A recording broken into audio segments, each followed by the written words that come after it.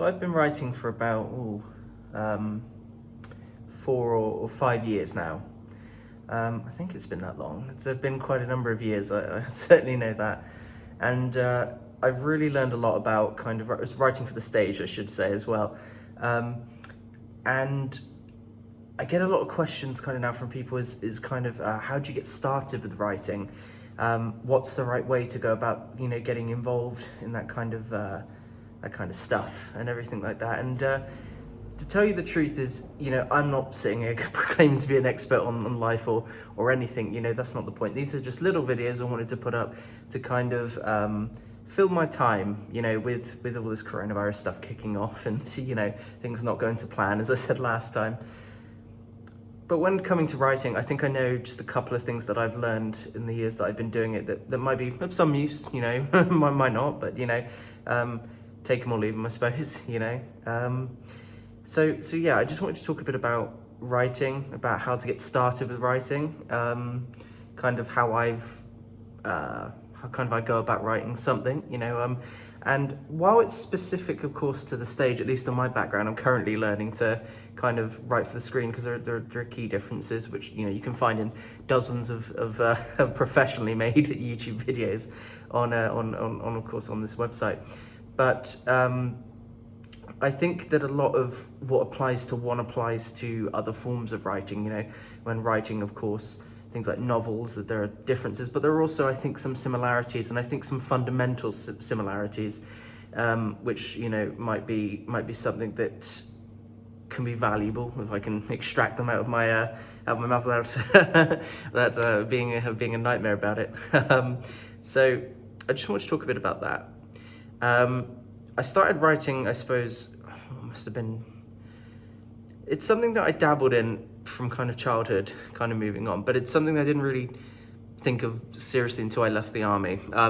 For those of you who kind of don't know, when I left the army, I kind of gravitated towards theatre as a form of kind of therapy, really, and I have no shame in saying that, as it really helped bring things out that needed to be brought out at that time, and really helped give me something to pour my energy into, because at the time when I left the army, I was working at an apprenticeship job, which was in an office, and I think I was getting paid something like the apprenticeship wage at that time was £2.73 or something like that. It eventually moved up to about £3.20 odd, and but it was a hell of a culture shock, which is the thing I was not prepared for. There was a culture shock going in and there was a culture shock going out.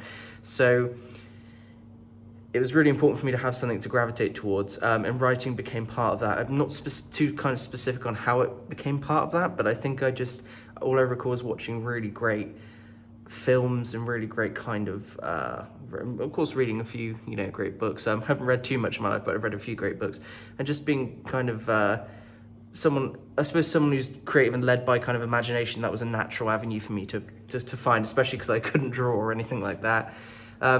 So I tried out, and the first thing I hit was kind of that wall. And I think it's the same with learning to play a guitar, learning to play any instrument, I suppose.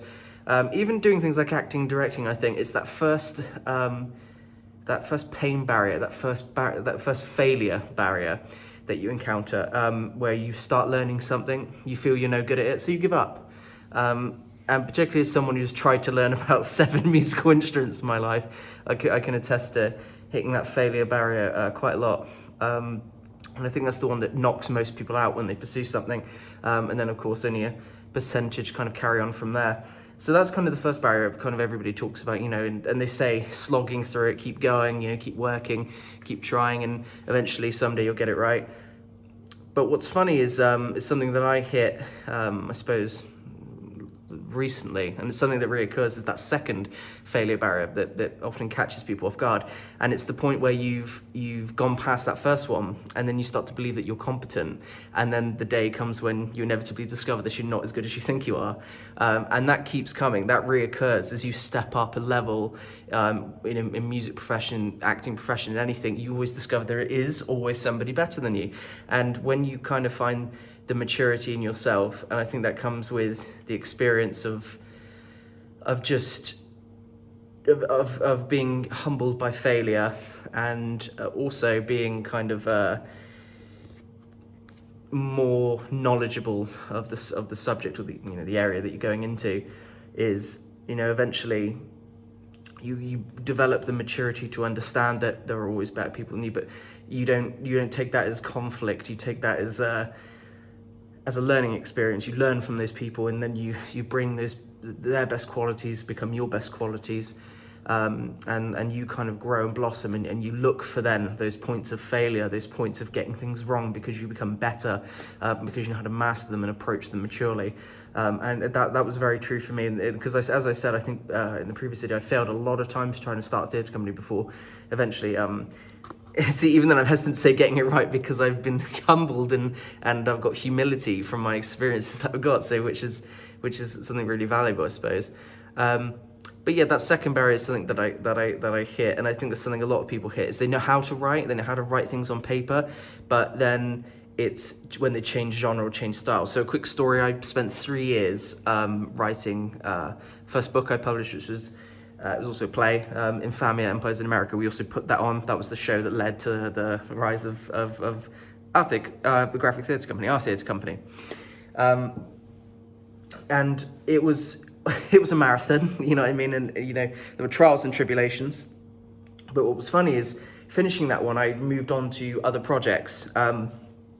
And the funny thing is because I'd spent 3 years in that genre, I'd learned how to write that genre. I learned how to write crime stories, mafia stories, mob stories, how do criminals talk to each other, pace, rhyme, rhythm, as I knew how to kind of do all that for that genre. Then I had to change over to science fiction, just to give one example of the thing I wrote after that, which was for the current project we're on, science fiction.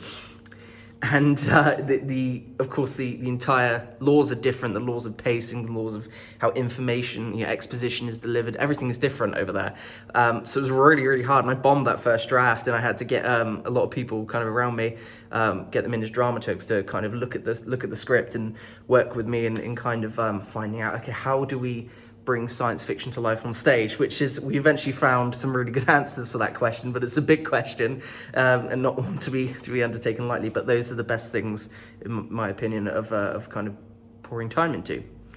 So yeah, that's kind of just a little story of that second pain barrier that hits, but also I think, how do you get started in writing? I don't think there is necessarily a prefixed route to go into, route, I don't know, whatever you want to say, but there isn't like a direct, this is how you must go in. I really don't believe that's the case. I believe that it becomes a point, much like learning a guitar, it's the unfortunate truth that it's continuous practice without much reward.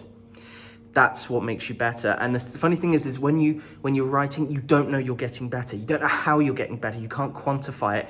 And it's the same with learning a guitar, because the process is so slow. You can't even register it until someone tells you in about 6 months. That's why a lot of people give up with it. That's why a lot of people don't have patience with it. When I started writing, I didn't have any patience with it at all. So it's literally a case of sitting in front of a computer. Some people handwrite them. I can't write. It's terrible. A friend of mine, who's involved in the company, named Tom. He saw something I wrote once and described them as hieroglyphics, what I'd written. So that was great. And that was meant to be my coursework, to keep for exams and stuff. So that's not what you want to hear. So using a computer and literally sitting down and just starting, and it's going to be abysmal. First draft is often abysmal. Especially when you're starting out, and you just keep writing, and then the process of editing comes in, and editing is learning to see and learning to be honest with yourself where things go wrong. And when you are editing, don't fix parts of your script. I'm talking about script specifically. I know this might not be relevant to people who write novels and that, but I suppose it could be in a way. Don't fix parts of your book, parts of your script, as you edit, and don't edit around it. If you're going to edit, you got to edit through the work, because what you'll have gaps in the editing, and people might go, oh, well, that's pretty obvious, but you'll be surprised, because when you're faced with something like 10,000 words, which is fairly small in comparison to things that novel writers have to go through, but when you're facing that, there'll be parts that you'll think, oh, that just needs changing, or that just needs changing. But if you change one thing, review the whole thing, and it is a nightmare. It takes hundreds of hours. But if it was easy, that's what everyone would do. It wouldn't be held as kind of a talent that you can do that. And that's the same with musical instruments. So that's just a couple of things about writing that I've learned. There's a ton more probably that you can find other places, but I just thought I'd share that. So it might be of some use, might not, but either way, I hope you enjoyed it.